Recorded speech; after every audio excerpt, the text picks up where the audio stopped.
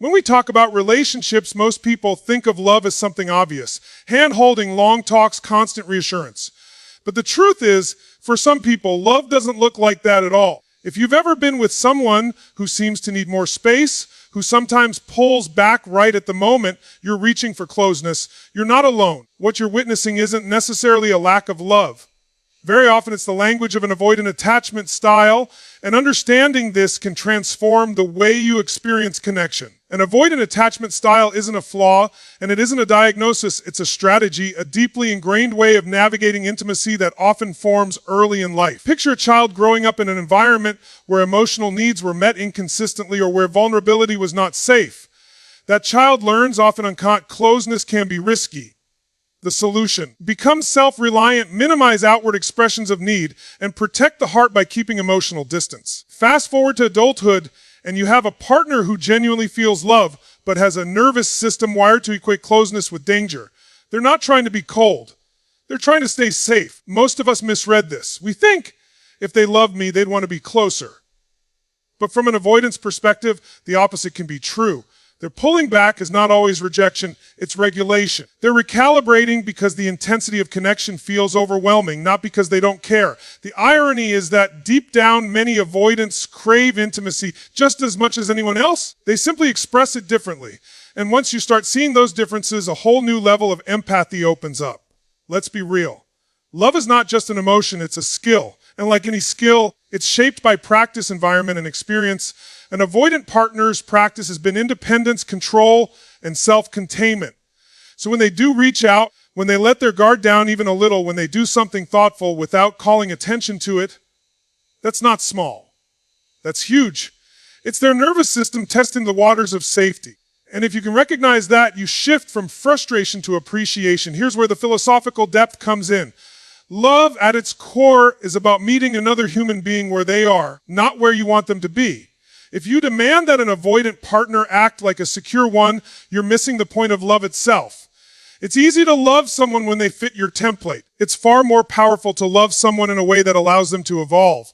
Understanding the avoidant attachment style is not about excusing bad behavior or suppressing your own needs. It's about awareness, the kind of awareness that gives you real choice instead of knee-jerk reactions. Imagine what happens when you reframe their distance as a form of self-protection instead of a personal insult. Instead of spiraling into what's wrong with me, you begin to think what's happening inside them. That shift alone creates more emotional space, and paradoxically, more space often leads to more closeness. You're no longer feeding the cycle of pursuit and withdrawal. You're stepping out of it. And when you step out, they feel it too. They start to sense, even if only subconsciously, that this relationship is safer than what they've known before. This is the intellectual and emotional foundation of the entire conversation we're about to have. Without it, the rest of the strategies won't land, because you still believe that love has to look one way. You'll miss the small, quiet ways an avoidant is already saying, I love you. This understanding isn't just for them, it's for you. It gives you back your power, your clarity, your ability to choose how you want to respond rather than react. And here's the takeaway I want to leave you with right now. When you understand the pattern, you're no longer trapped by it. When you see an avoidance behavior not as rejection, but as a different dialect of love, you unlock the possibility for real connection, real compassion, and real growth for both of you. Because love isn't about changing someone else, it's about expanding the way you see them. And in that expansion, you'll often find exactly the intimacy you were looking for all along. Once you start to understand that an avoidant partner isn't rejecting you, but protecting themselves, you can finally tune into the subtler, almost hidden ways they communicate love. This is the point where most people miss the treasure, because we're conditioned by movies, social media, even our own fantasies to equate love with overt displays. Grand gestures, constant verbal affirmation, endless closeness. But for someone with an avoidant attachment style, those displays often feel unnatural or even threatening. So instead, they speak a quieter language. If you don't know how to listen for it, you'll think nothing's there. If you do know how, you'll begin to see the depth of their commitment in ways you may never have noticed before. Think about it like a different culture. If you travel to another country and you expect everyone to speak your language, you'll feel lost and frustrated. But if you're willing to learn a few key phrases in their language, you can navigate, connect, and build trust much faster. An avoidance I love you might not sound like I love you. It might look like them fixing something around your house, remembering a small detail you shared weeks ago, or defending you when you're not there to hear it. It might look like giving you space when you're overwhelmed because that's what they would want. It's subtle, but it's real. Psychologically, what's happening is that their nervous system is trying to offer closeness in a way that still feels safe. Acts of service, practical support, small but consistent follow through. These are often the safest routes for someone who struggles with direct vulnerability. They're not just doing tasks, they're signaling, I'm here, I'm invested, I'm paying attention. When you recognize those signals for what they are, you shift from disappointment to gratitude. And that shift alone changes the entire emotional climate of the relationship. There's also a deeper, almost philosophical layer here. When we demand that love show up only in the way we're used to, we're essentially making love conditional on our expectations. But love at its highest level is about perception. It's about being able to see the essence of the other person beyond the form. If you can widen your perception to include the way they express care, even if it's quieter than you'd like, you're practicing a more mature, resilient form of love.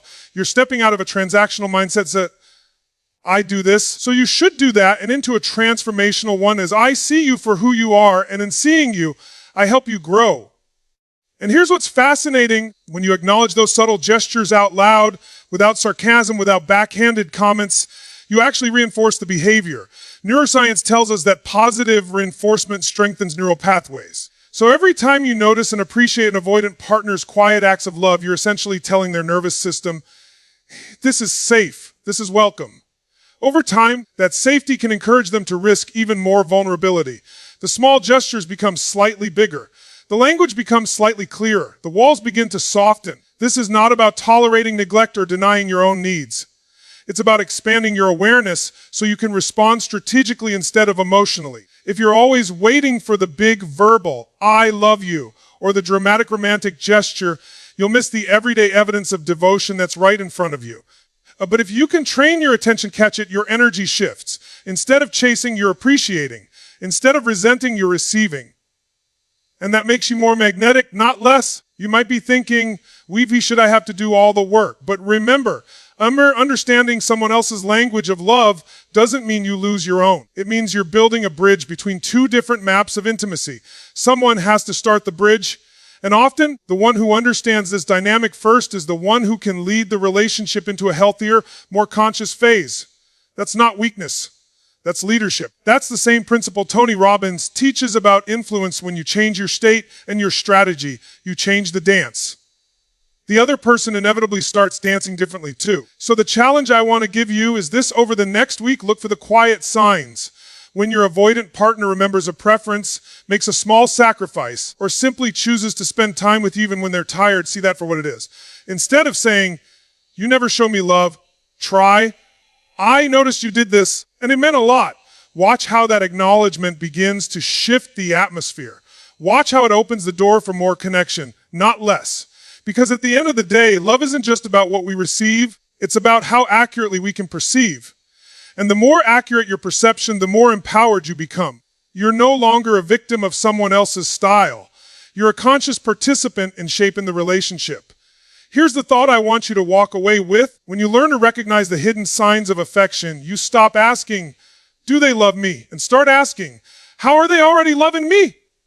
That single shift can turn confusion into clarity, frustration into compassion, and distance into intimacy. And that's where real transformation begins. By now, you're beginning to see that an avoidant partner's behavior isn't a riddle to solve, but a nervous system to understand. You've also started to recognize the small, often overlooked signs of care. But awareness alone isn't enough. What transforms a relationship is how you respond. This is the pivot point. When an avoidant partner pulls back, most people do exactly what triggers them further.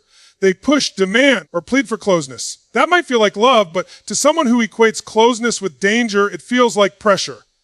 The more you pursue, the more they retreat, and the cycle repeats. A break in that pattern requires a new response, empathy without pressure.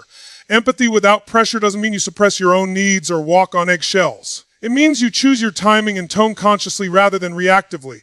If your partner disappears emotionally for a day or two, instead of firing off a string of texts asking, what's wrong? Why aren't you answering? You might pause, take a breath, and remind yourself, this isn't necessarily about me, this is about them regulating their state. That pause alone is an act of power. You're stepping out of the old dance. You're signaling to their nervous system, you're safe. I'm not going to chase you down. Paradoxically, that very signal can shorten the time they need to pull back and increase their willingness to re-engage.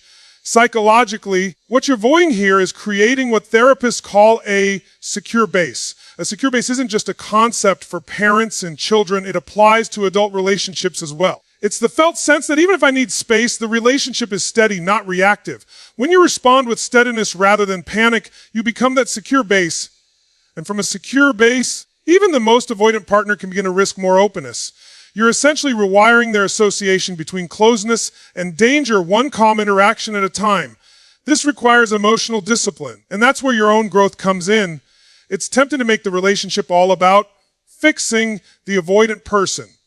But if you're drawn to someone with an avoidant style, chances are you have your own attachment patterns that get activated too, often an anxious tendency to seek reassurance.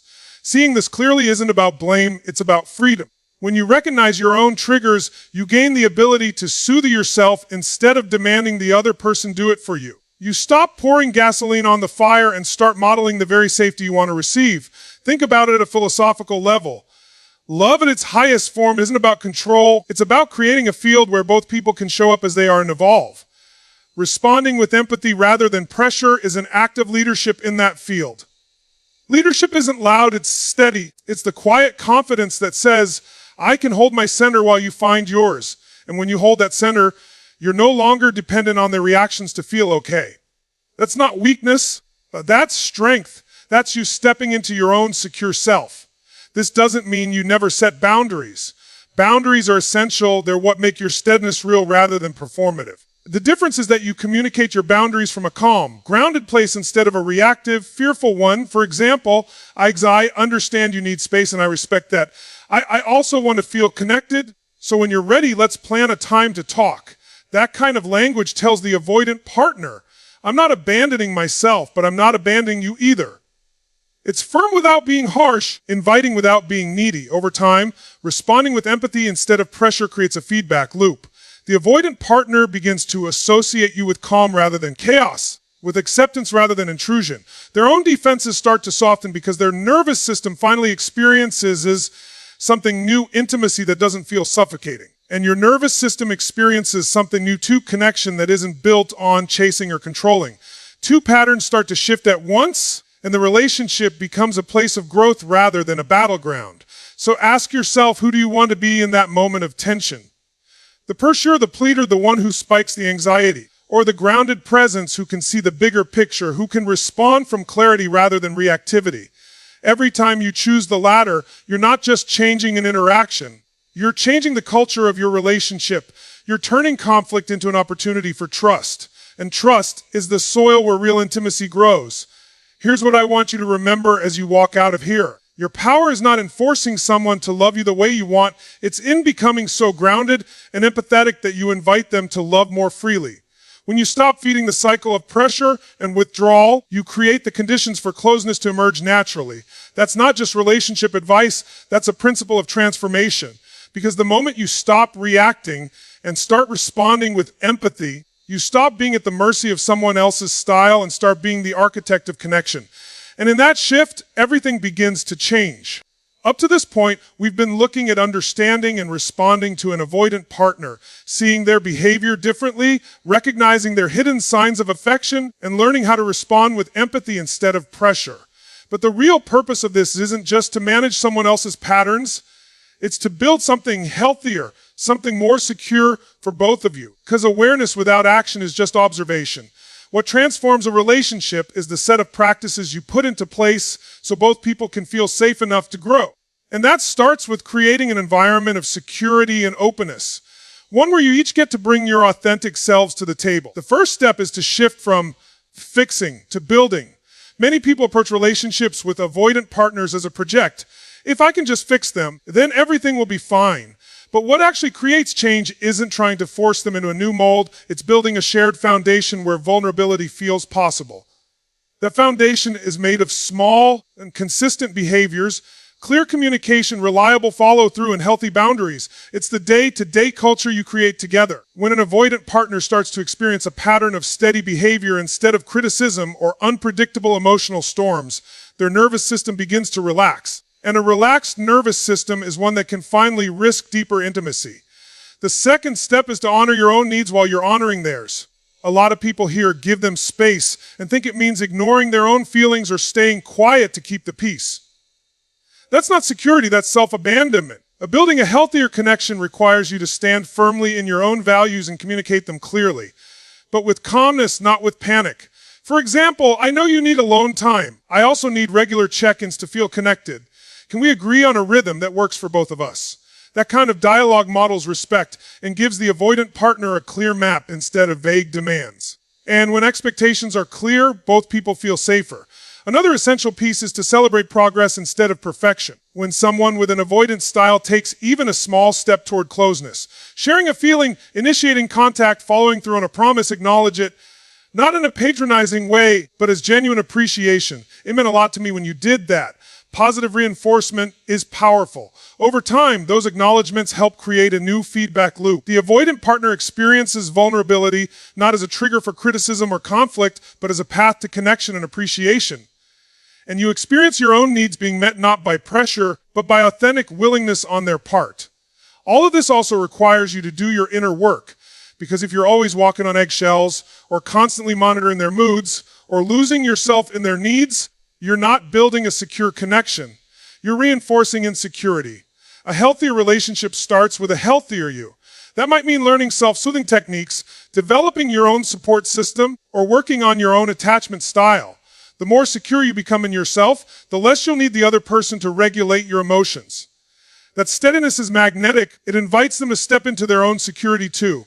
Two nervous systems learning safety together is how real change happens. At a deeper philosophical level, what you're practicing here is a new definition of love, one rooted in freedom rather than fear, expansion rather than control. You're creating a space where each person can be more of who they are, not less. That's why this approach works. Because no one truly changes through pressure. We change through safety, inspiration, and consistent experience. And when you embody that, you're not just improving one relationship, you're upgrading your entire capacity to connect. You might be wondering, how long does it take? There's no exact timeline. For some, trust builds quickly. For others, it's gradual. But every step you take toward clarity, steadiness, and appreciation plants a seed. Over time, those seeds grow into a partnership where closeness no longer feels like a threat and independence no longer feels like abandonment. Instead of a push-pull dynamic, you develop a rhythm of approach and retreat that feels natural, respectful, and connected. So as you leave this conversation, I want you to hold on to this. You are not powerless in your relationship. You are a co-creator of its emotional climate. By understanding your partner's hidden signals, responding with empathy instead of pressure, and then building a secure foundation where both of you can stand, you transform not only how they show up, but how you experience love itself. Because at the end of the day, love isn't about squeezing someone into your pattern, it's about building a new pattern together. One where freedom and closeness can coexist. And when you commit to that, you're not just surviving an attachment style, you're rewriting the story of connection in your life.